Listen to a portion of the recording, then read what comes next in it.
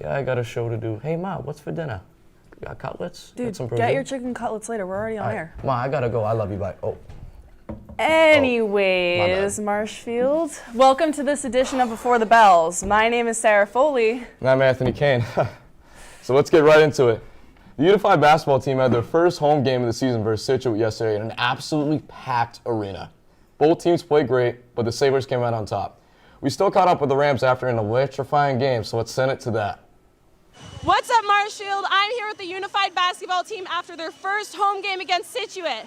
Adam, you scored the first and last basket of the game for Marshfield. How did that feel? Yo, be cool. No, Tim down.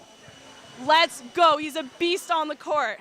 All right, Caroline, what do you think the most challenging part of the game was for the team, and how did you overcome it? I think the most challenging part was keeping up our stamina during such a long and intense game, but having such an awesome crowd here cheering us on really kept our energy up. Let's go. The student section was electric.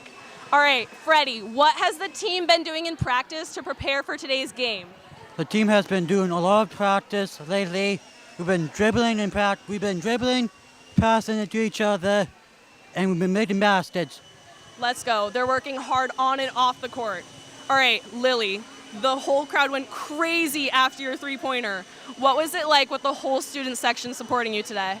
I was cheering so loud, I thought my head was going to fall out. And it was just amazing, and it felt really good to be supported, and I like it. It's really fun.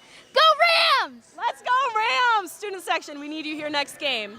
All right, and finally, JoJo, what do you think went really well in today's game that you want to shout out? Everybody wins. Let's go. Everybody won. Scituate Sailors, you did a great job. Let's send it back to the desk. Woo! That game was unreal. I saw JoJo and Adam out there. I was thinking, like, is that Kobe and Shaq in their prime? Like, I don't know.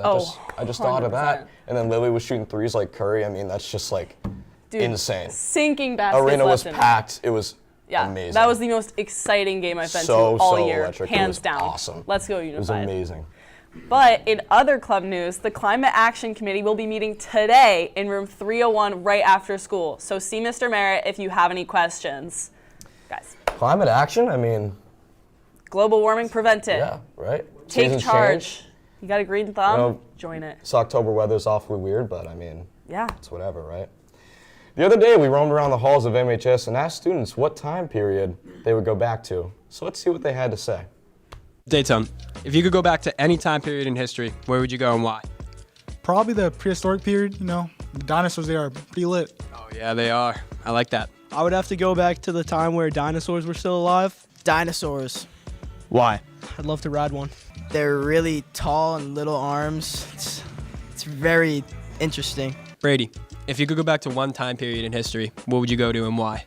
Probably like the pyramids because I just want to build them. When the pyramids were built, because I don't believe they were built by humans. Probably like the mummy time. I feel like I could dominate during then. If you could go back to any time period in history, what time would you go to and why? Like ancient China. Why? I was like the wall, you know.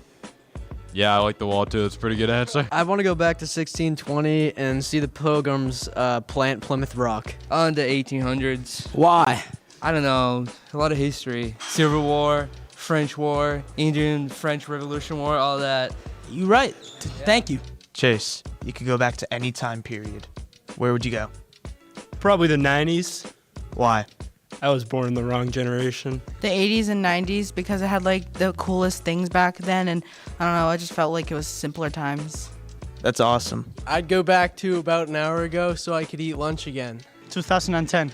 Why? Spain win the World Cup. Oh, that's a great answer. I like that. Probably the 2000s. Why?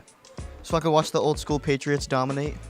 I like that answer. Matthew, if you're going to go back to any time period, where would you go? I'd have to say like ancient Rome. There's a lot of cool stuff that was being built, and I'd love to see it. That's very factual. You know, Brady, if I could go back to any time period, it would probably be 2017 to 2018, you know, Christmas fortnight. You know what I'm talking about? Yeah. Get a little hot chocolate snow day. Perfect. I love that. I got to go back to my game. I'll be back. I love that.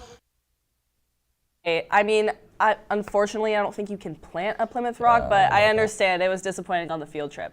But where would you go if you could go back? I would go back to Egypt with Crosby and try and prove that pyramid theory. I don't know if it's true. I mean, we got to find out together, right? What about you? Yeah. What would you go back to? You know, I think the goal is ancient Rome, because if it wasn't built in a day, I want to know how long it actually took. Yeah, it's a lot of different time periods out there. Different theories. Yeah, I would for also sure. ride a dinosaur too. That seems That like a would banger. work. That would work. All right, well, that's all we have time for today, Marshfield. Cough into your elbow and have a thrilling Thursday.